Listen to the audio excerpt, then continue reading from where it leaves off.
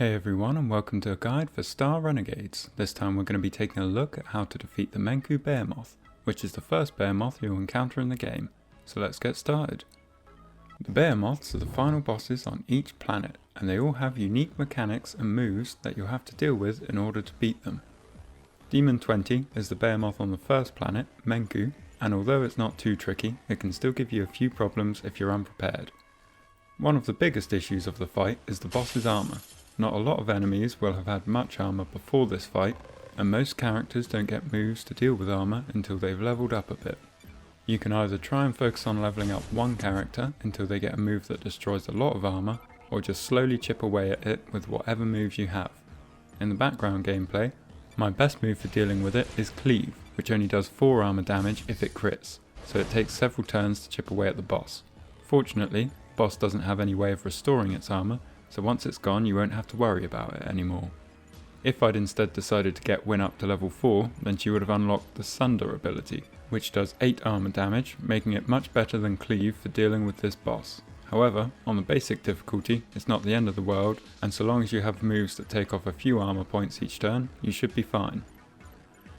The boss has a combination of single target and AoE attacks, which tend to all deal high damage, but can generally be broken once, so it's good to alternate between attacking and defending each turn.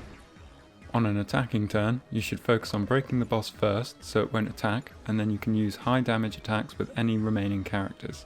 If this is your first run through, then you'll have a Saboteur, a Valkyrie and an Archon. The Saboteur can use Blitz to reliably break the boss, allowing you to use high damage moves like Cleave on your Valkyrie. If any of your party don't have full shields, then you should heal them with your Archon, as it's best to have as many characters as possible on full shields for the next turn when the boss attacks. But if everyone is full, then you can just use the Archon to attack. When you can't break the boss, you'll just have to take the hits. But first look at who the boss is targeting. If it's an AoE attack, then defend with everyone so that you can mitigate as much damage as possible. But if it's a single target attack, then you only need to defend with the character getting targeted, allowing you to attack or heal with the others.